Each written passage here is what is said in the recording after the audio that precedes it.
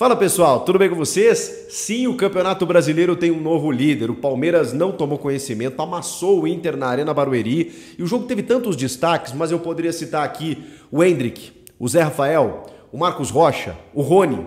Vamos falar sobre tudo isso? E o Inter, hein? Olha, tá a perigo. Chega mais, eu sou o Chico Garcia, inscreva-se no canal e vamos juntos!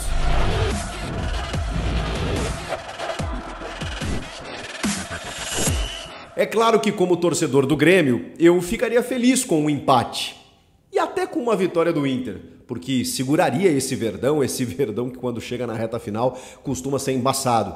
O Grêmio tem o seu jogo contra o Corinthians neste domingo e também jogam Botafogo e Bragantino. Por enquanto, o Verdão é o líder legítimo do Brasileirão. O Bragantino, além desse jogo contra o Botafogo, tem um jogo a menos. E o Botafogo também tem um jogo a menos, ou seja, os dois têm 2 jogos a menos. E o Grêmio ainda vai jogar contra o Corinthians. Então, é uma liderança que pode modificar, mas por enquanto ela foi alterada, o que não acontecia desde a 3ª rodada, desde abril. O Botafogo era o líder da competição. Agora é o Palmeiras. 62 pontos com a assinatura desse garoto de 17 anos. Impressionante. Na reta final do ano passado, ele foi decisivo, pouca gente lembra, para que o Palmeiras conquistasse o Campeonato Brasileiro. Fez gols assim fundamentais, jogos importantes, ainda aos 16 anos, entrando no time titular, jogando como gente grande, ajudando o Palmeiras a ser campeão. E está acontecendo de novo. Se o Palmeiras vai ser campeão, eu não sei. O fato é que o Endrick de novo está sendo protagonista. Depois de uma instabilidade na temporada, ele assumiu a titularidade e nem gostou de ser substituído, né? Mas o Abel Ferreira explicou na coletiva que chegou uma hora que tem que trocar, né? Não tem jeito. Ele até citou, né? Existe um aparelhinho que eles usam nas costas que mede o desgaste, aquela coisa toda, e tava pistola o Abel na coletiva, dizendo que tá cansado, tá de saco cheio, são 8 jogos seguidos e agora tem uma data FIFA aí que, né, deixa com que o time pause 10 dias, mas por conta disso tem que espremer o calendário.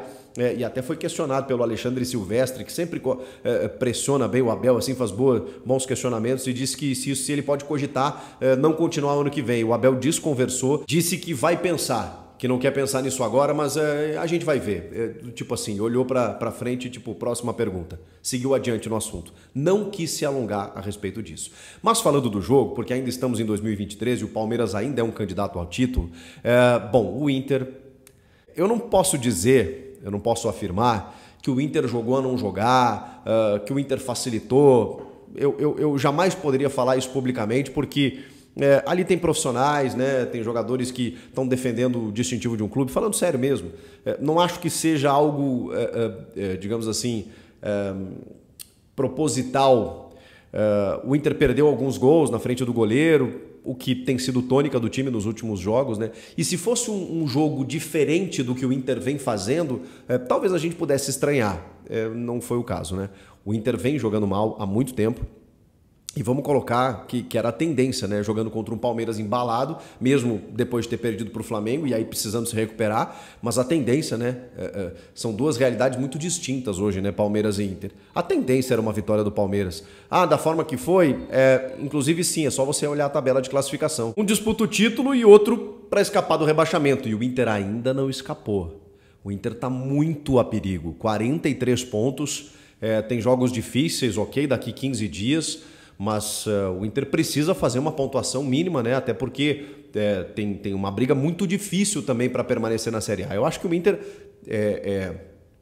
vai escapar, porque precisa de 2 pontos na teoria em 4 jogos restantes. A gente imagina que sim, agora não vem jogando para isso. O Eduardo Cudê tem um aproveitamento de Z4, ele completou já um turno no comando do Inter, 19 jogos e 37% de aproveitamento. Ele tem mais derrotas do que vitória. E por mais que a campanha na Libertadores ela tenha sido exitosa, chegar numa semifinal, a maneira como o time foi desclassificado, né, gerou muitas agruras, né, ao torcedor, muita frustração e com equívocos dele, né? Recuando o time, aquela coisa toda, desmanchando o meio-campo, permitindo as substituições do Fernando Diniz, né, nos 2 jogos, inclusive, mesmo quando o Inter tinha um jogador a mais no Rio de Janeiro, e uma desatenção com o Brasileirão, né, por conta dessa campanha na Libertadores. Quando ele se volta para o Brasileiro, ele se enfrenta, né, se depara com esse tipo de coisa. Mas falando do Palmeiras, O Abel Ferreira sabe muito bem trabalhar com esses jogadores. Depois da pancada, né, contra o Flamengo, era para dar uma resposta e a resposta veio. Muito por conta desse menino Endrick. O começo do jogo, teve o Inter até se assanhando em alguns momentos, e o Everton foi uma figura interessante também, né? Eu destaquei vários jogadores na abertura do vídeo e não citei o goleiro Everton. Sim, ele foi importante. O Inter perdeu gols, o Inter não estava calibrado, o Inter desperdiçou chances, sim, mas também porque lá estava um goleiro formidável como é o Everton. Mas de resto, o Endrick foi um cara absurdo em participação, ele dá um passe para o Breno Lopes, que ele perde um gol no primeiro tempo e depois acaba deixando dele, né? Tem o gol do Zé Rafael, depois tem o gol do Endrick e lá no finalzinho tem o gol do Rony, o Rony, que é um ídolo do Palmeiras, que é um jogador extremamente decisivo em vários torneios, é o maior artilheiro do Palmeiras na história da Libertadores, fundamental em vários títulos e que teve uma queda. Voltou a marcar depois de 14 jogos, se eu não me engano, e chorou, se emocionou, nunca falou mal da torcida, pelo contrário, agradeceu a paciência, dedicou o gol aos torcedores. O Rony é um abnegado, ele não é um craque, a gente sabe disso, chegou na seleção brasileira por trabalho, por esforço, porque como disse o Abel Ferreira, todo técnico gostaria de ter um cara como ele corre pelo lado, ele joga de centroavante, ele volta para marcar, ele se doa para o time e ele marcou um gol numa jogada do Vanderlan pelo lado esquerdo, que também entrou no segundo tempo, faz o cruzamento e ele acaba marcando 3-0. Foi um jogo assim, em que o Palmeiras sobrou, o Inter teve algumas chances e tal, como é natural, né? O Inter precisava também do resultado, mas o Palmeiras sobrou e tem elenco para isso, tem jogador para isso e tem aí o Endrick crescendo agora na reta decisiva mais uma vez, tem o Rony sendo resgatado, tem o Arthur que o Abel está tentando fazer isso, tem o Rafael Veiga jogando uma enormidade, tem o Marcos Rocha na ausência do Gustavo Gomes como terceiro zagueiro que caramba, fez chover. Ele marcou, ele apoiou, ele deu passe, ele tem muita experiência, tem muita maturidade esse lateral.